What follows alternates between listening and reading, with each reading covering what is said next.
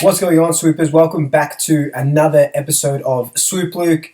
This is a belated episode about the AFLW round 6 win against the Lions. So let's roll the intro, jump straight into it.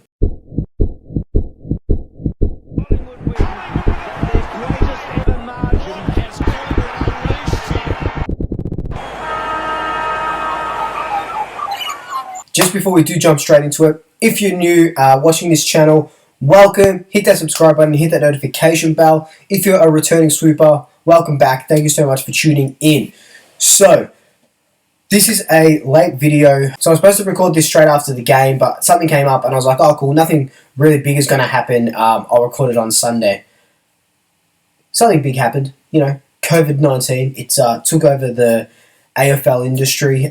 So it's just been a lot of updates on that and stuff. So finally going to do this video. It's just going to be a nice quick one about our round 6 win. So let's jump straight into it now. So on Saturday afternoon, the girls versus the Brisbane Lions up in Hickey Park. It was the first game with no supporters in the AFLW and no supporters, the AFL, the men's are going to do the exact same thing. So it was a bit eerie watching it. Obviously watched it on TV because I'm based in Melbourne.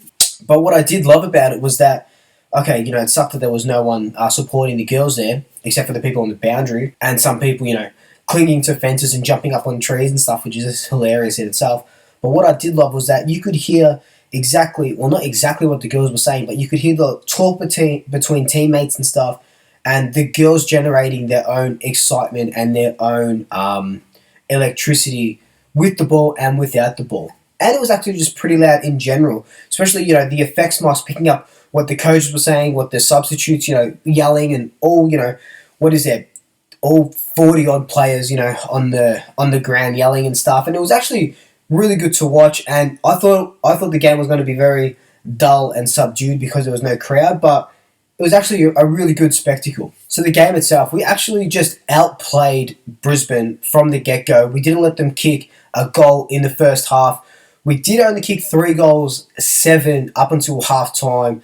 We finished off the game with 5 goals, 13, so we really should have really knocked them straight out of the park. But there was a heavy wind going to the right side of the oval, and it just messed up with the ball and the kicking and all that sort of stuff. So that didn't really help. But we did just smash them in every facet of the game. The third quarter, they tried to come back a little bit, and it was just a classic Collingwood third quarter that I'll talk about a little bit later. But all in all, I loved the way we went about it, and it's a perfect segue into my likes and dislikes. So let's start off with the positives, obviously.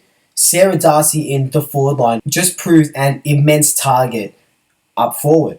She was just clunking marks left, right, and centre. She finished the day 1 goal, 4, didn't kick any of the set shots. Her 1 goal coming from an amazing bit of play from our captain, Steph Kyochi. Just all to the chain of handballs, and it was just really good to see.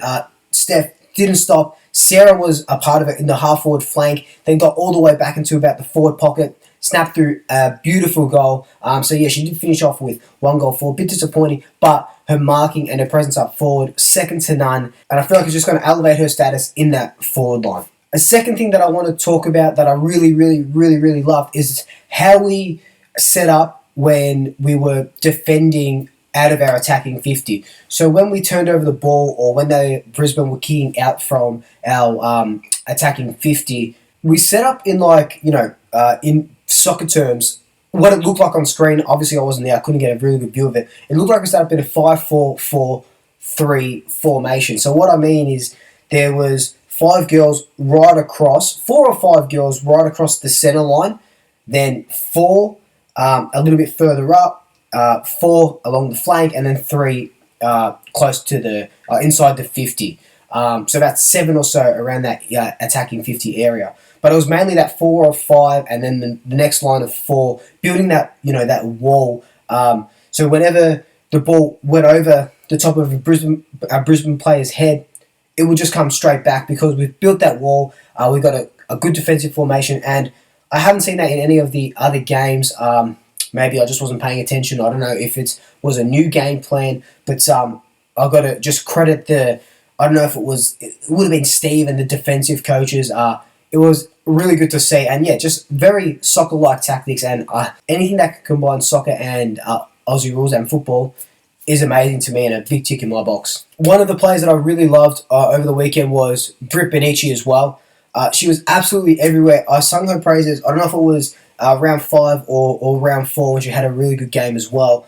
But she was literally everywhere. And, the best thing is that she's only 22. She's played every single game since the inception in 2017. So, she could be the first Collingwood AFLW player to play 50 games in black and white. Only 22. She's only going to get better from here. And it's hard to miss her with that headgear. And it just helps. She's just a hard nut as well. Game high 26 disposals, 8 tackles. Amazing. Not much to dislike about a game where we just absolutely annihilated the opposition, only letting them score in 1 quarter out of 4. But it has to be said, our inaccuracy in front of goals. Finishing off a game at 5 goals, 13. You want to convert at least 50% of those points into goals. So you want to kick, instead of 5 goals, 13, you want to kick 11 goals, 7, or, something like that. I'm not really good at quick maths. But like I alluded to before, it was very much that heavy breeze to the right of the ground that really stuffed up the kicking, and, the ball was spraying right every single time. Weren't adjusting our kicks, but that comes with just a bit more practice. Another thing I didn't like is our third quarter, and it's a classic Collingwood third quarter. The dudes did it all last year where we'd have a good first half and then a shit-ass third quarter. We wouldn't put the teams away and they'd just claw their way back, and ultimately we would win, but we would still scare ourselves a little bit. We just got to put teams to the sword. That's just pretty much the crux of it. So my swoop votes, 1 vote to our captain, Steph Kyochi. She was a catalyst in that midfield, off that halfback as well, getting the speed, and like I mentioned before, inside 50s, a bunch of marks, and she's an example of how good the Collingwood side can be. 2 votes, Sarah Darcy, like I alluded to, are forced to be reckoned with now in that forward line, taking grabs like, Travis Cloak was in his glory days, and just love the way she went about it. Yes, 1 goal, 4, but she can only get better from here. And 3 votes, no surprise, Britt Benici, game high 26 disposals, absolutely everywhere, and just love her game at the moment.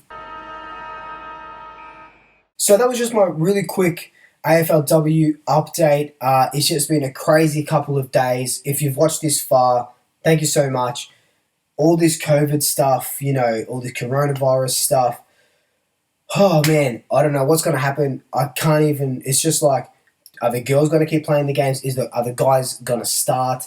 If the girls don't play any more games, it's a bit unfair. Like, we've won 4 games in a season for the first time in the AFLW. We've got a really good chance of making finals.